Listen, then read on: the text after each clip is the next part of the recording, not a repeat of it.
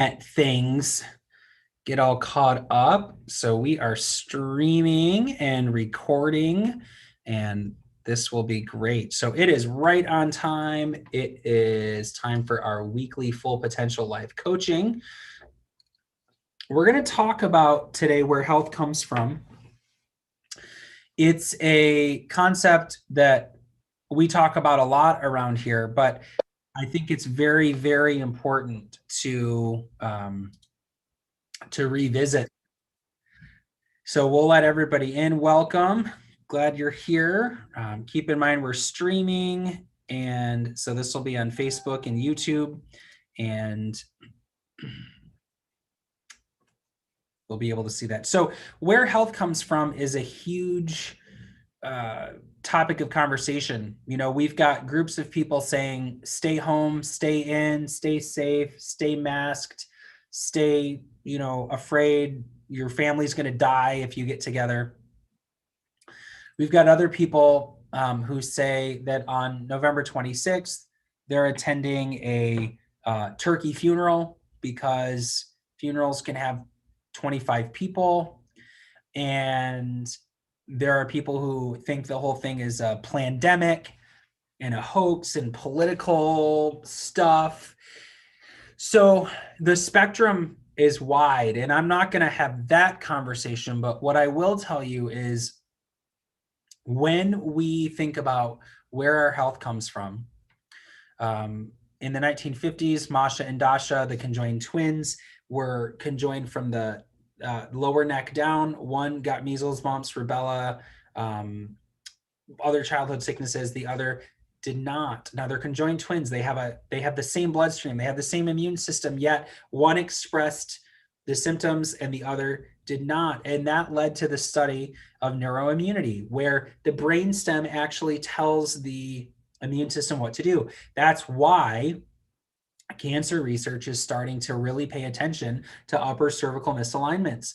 It's been probably 15 years now, but on the East Coast in New England, there was an oncologist that said about 15 years ago, 98% of his cancer patients had a misalignment at C1. There's a reason the brainstem controls the immune system.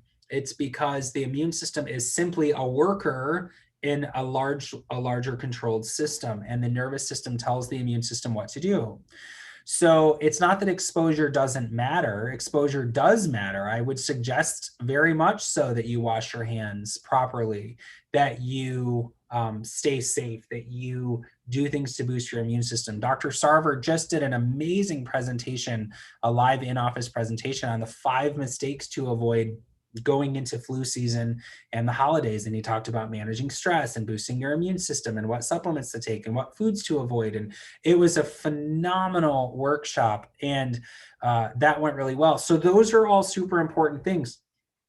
But the challenge we're facing right now is we've spent 6, 7, 8 months not using our immune systems at all. We really have stayed home. We've had these shelter in place orders. We've had the stay home, stay safe stuff. We've had the 6 feet of distance. We've had don't go anywhere. And if you do, wear a mask. And so the mask is hard on us. Like I've got research. I know some people disagree with me on this, but it's not my opinion. We have research that shows that people are losing 30% oxygen load by wearing masks. Now, what I'm not saying is, go against the law and don't wear masks and stuff, but talk about having, Beamer to replenish the 30%, at least 30% of the oxygen that you're losing. So, but oxygen depletion increases inflammation. That's hard on your immune system.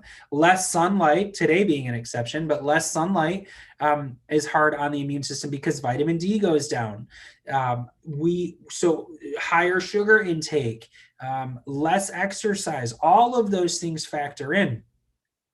But we were saying March, April, May, when things were closing down, we were saying we've got to be really careful, guys, because as a community, when things open back up, if you were bedridden on bed rest for 6 months, and then I said, get up and go lift a 350-pound weight, you would not be disappointed if you couldn't do that, because you haven't trained your body, you haven't built up the muscles, you haven't done anything that makes your body have to work. and so that metaphor applies here with our immune systems. If we have been home and sheltered and masked and not making our immune system work at all, and then we get back around each other, of course we're going to have flare-ups. That's why the beginning of the school year is hard on families, because the kids who were with family over summer are now back in school in a setting with a bunch of other people. So, but it doesn't mean don't go be around those people. That's the thing that's really been challenging. Suicide rates are up 200%. There's a lot of other stuff that people aren't paying attention to. So I don't want to just pose a problem. I do want to, offer the solution.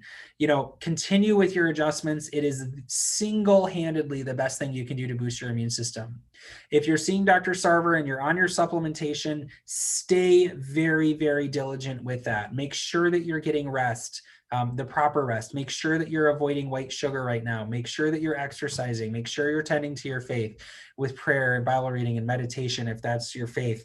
Make sure that you are being very intentional with stuff, because there is more going on. I had a lady the other day that wasn't feeling well. She went in, she thought she had the flu. She went to urgent care and asked for a flu test. They don't even have flu tests. They only have COVID tests right now. Her COVID test was negative. But more people are being tested. I do think we need to be aware of that. I don't in any way suggest that we live in fear, that we hide out. If you're under care, you are doing a tremendous job keeping your immune system strong. I have patients that have tested positive for COVID, and they talked about it being a pretty crummy week. But I mean, these are people in their 70s even who are potentially high risk, who had a fever and lost their sense of taste and smell for a week or so, and we're feeling pretty crummy, as we would if we get a viral infection of any kind, especially a SARS virus like the coronavirus is. But it does not need to ruin our life. A few stats that I want to point out. Science is telling us now that they have a vaccine that's 90% effective. But keep in mind, they're going to be pushing a vaccine that's 90% effective on a virus that has a 97% survival rate. Keep that in mind when pressure comes. If you're over 65 and you're seeing an allopathic physician, your family doctor is going to be relentless about you getting a flu shot. That's a different conversation, but I want you, prepared for that. If you choose to get a flu shot, choose to get a flu shot.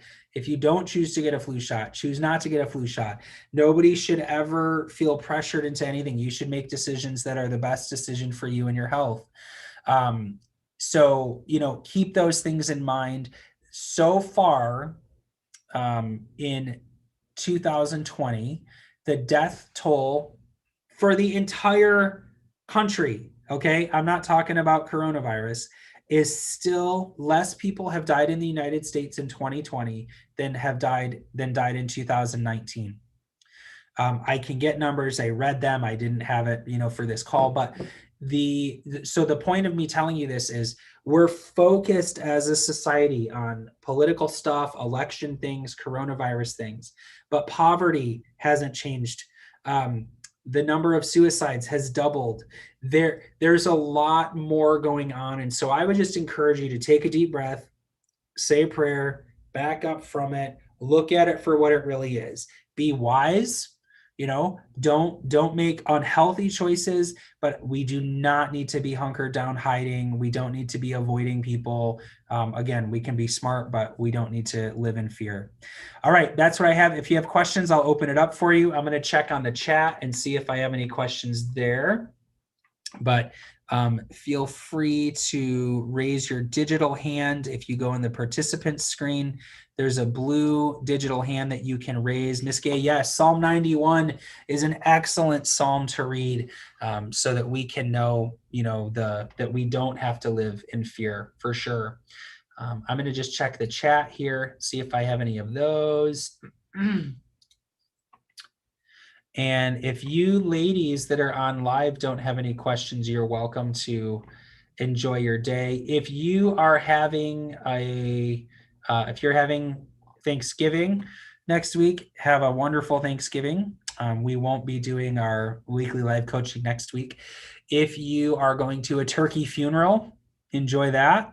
If you are gonna be alone, enjoy your solitude. Do things um, that only you can do, right? Enjoy it, celebrate it. Know that we're extremely grateful for you being the best part of our practice. If we didn't have you to hang out with and take care of, we'd be all kinds of bored. So let me look over here on the chat and see. And if I don't see any questions, I will sign off and you can all have a blessed couple weeks. Everything looks good here. All right. We will talk soon. Thanks for being here. Enjoy your